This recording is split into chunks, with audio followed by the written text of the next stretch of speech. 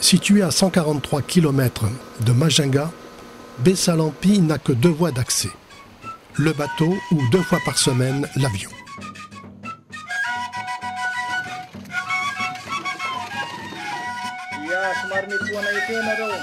Madagascar est le principal producteur mondial de raffia, servant essentiellement à la production de ficelles, à la confection de vanneries, paniers, sacs, chapeaux et d'artisanat. J'aimerais vous présenter le parc national Madagascar, ANGAP.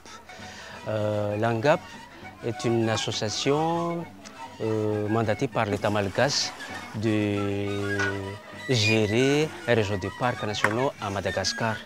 Sa mission, c'est de gérer d'une manière durable un réseau de parcs actifs de la diversité biologique et de l'environnement naturel unique de Madagascar. Voilà donc notre mission. Et spécialement ici, nous, à Karafansk, la gestion des ressources naturelles est une chose très importante. Par exemple, la gestion des ressources naturelles comme le raffia. Le raffia est la fibre d'un petit palmier. Donc c'est ici qu'on a fait la plantation du raffia. Et ça c'est un exemple, mais il y en a beaucoup partout. Donc en fait, on a planté 8000, il y en a des graines, puis des plantules, des jeunes plants. Les jeunes plants, c'est à peu près 6000. 6000 jeunes plants et 500. Oui, d'accord. 6500. En fait, il y en a par là, il y en a ici, mais il y a aussi dans d'autres endroits, mais pas plus proche d'ici. Oui. L'arbre vit de 25 à 30 ans. Vous voyez, c'est un très bon endroit pour le raffia. Le raffia est une ressource naturelle très exploitée ici dans la région.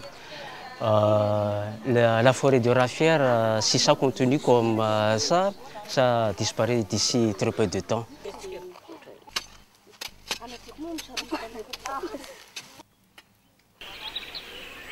La première étape de la récolte du raffia consiste à choisir une jeune palme non ouverte aux feuilles jaunes et tendres.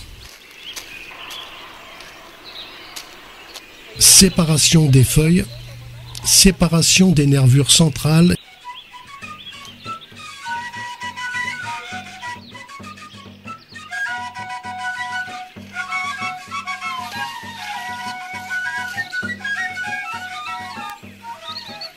Lors du journée mondiale de l'environnement, nous avons planté environ 3000 pieds de raffia pour le repeuplement. Là, ça c'est une gestion des ressources naturelles. C'est la partie souple, une fois séchée au soleil, qui deviendra la fibre.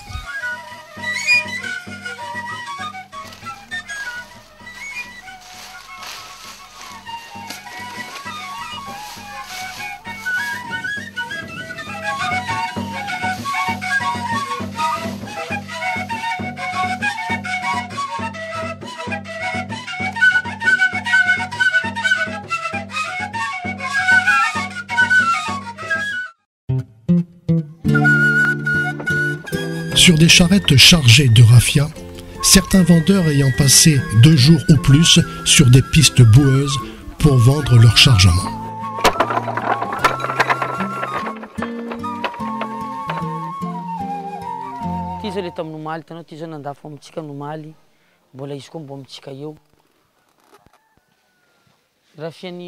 Très tôt le matin, entre vendeurs et acheteurs, le marchandage commence. Là, on a eu 3 charrettes sur 5. Eux, là, ce sont des clients fixes. C'est-à-dire, les clients fixes, eux, ils emmènent tout le temps chez moi. Ils vont vendre ça avec moi et puis ils vont acheter les marchandises aussi dans mon magasin. Voilà, donc c'est surtout la charrette de milieu là-bas qui est un peu... Il y a de la concurrence. Vous voyez, les raffias de Bessalampi, normalement, c'est des raffias longs.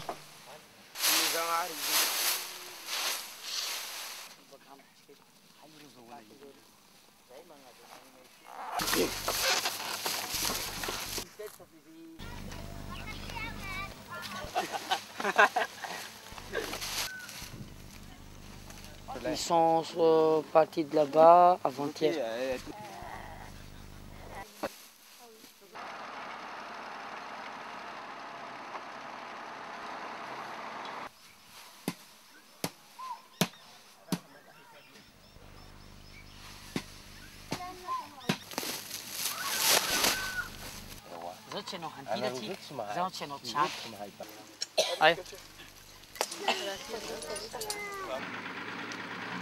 Malik est inquiet.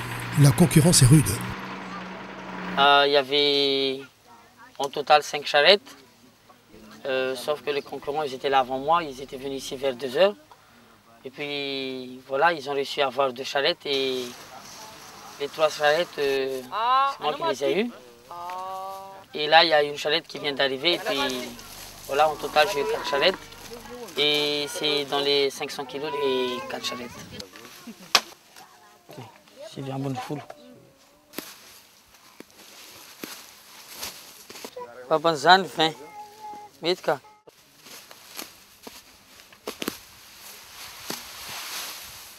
Là, on vient de peser une partie du raffia. Il y a une deuxième partie qui est là-bas. Et puis, donc là, quand on aura tout terminé de peser, ils vont venir avec mon camion.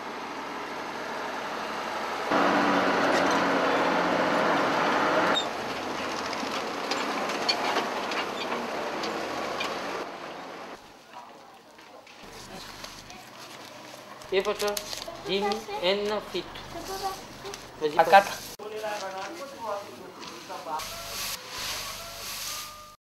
Je travaille de la Fiat depuis 48 ans, ici à Bessalam.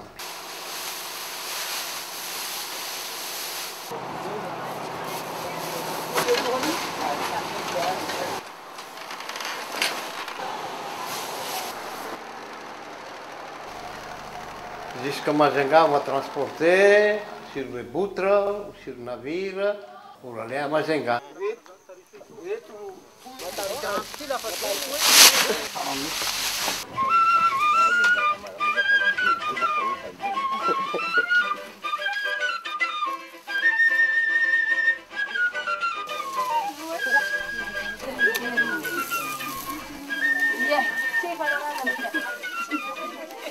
La fibre découpée en lanières et roulée peut maintenant être tissée.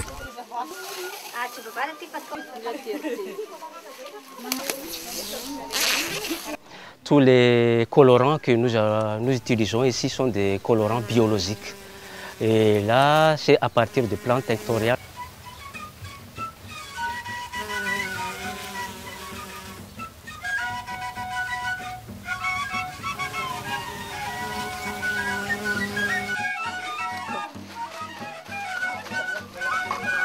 Toutes les femmes du village font partie de l'association. Elles participent à la cueillette des colorants, des plantes tinctoriales, au filage, aux teintures et au tissage.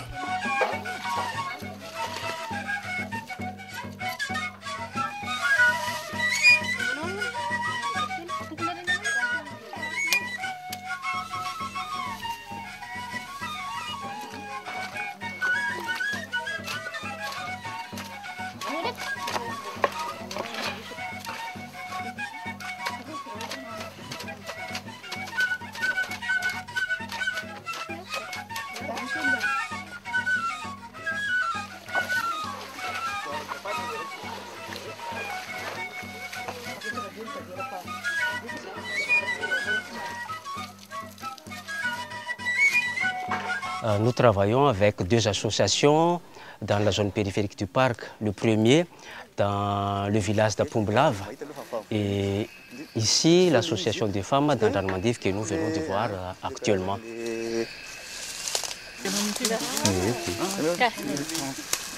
Ici, manome couleur jaune zay izy ny araka ny fijerevako ny liste amin'ny tao anatin'le corche. Nous avons pu distinguer avec l'appui du parc, des botanistes du parc zoologique de Timbazaz, nous avons pu identifier pas mal de nombre de plantes tinctoriales.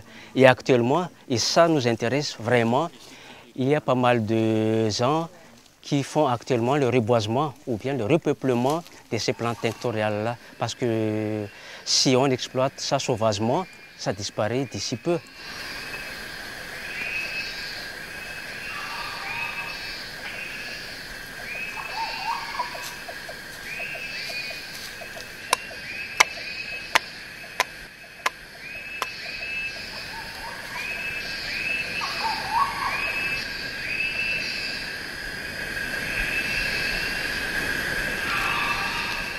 Dans ce projet, avec l'appui toujours du Femmes Entrepreneurs Mahadiang, nous n'hésitons pas donc de financer ce projet. Par exemple, vous voyez dernièrement les outils de tissage, tout ça vient de l'ANGAP. Zahay zao olo farany olo ny tafy an'ity niavy ny girigy tsy mbony tsy nisy karany fa girigy io ro taminay taty nanday lamba vosy tsiraiky 20 vidy.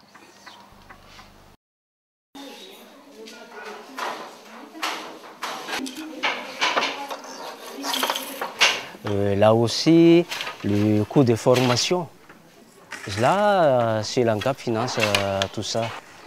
Dès qu'il y a une association qui veut travailler avec l'ANGAP, toujours dans l'esprit gestion des ressources naturelles, le parc national Madagascar est toujours prêt à financer ce type de micro-projet.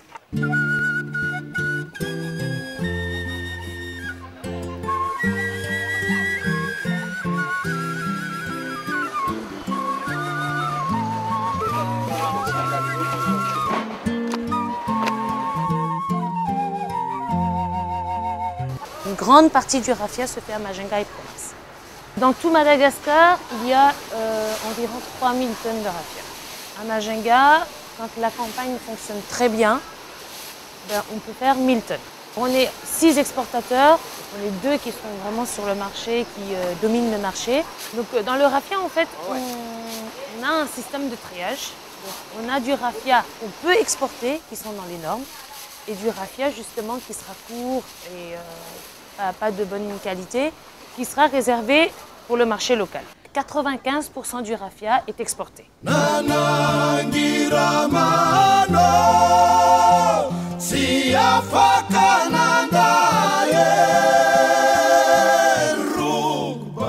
Slava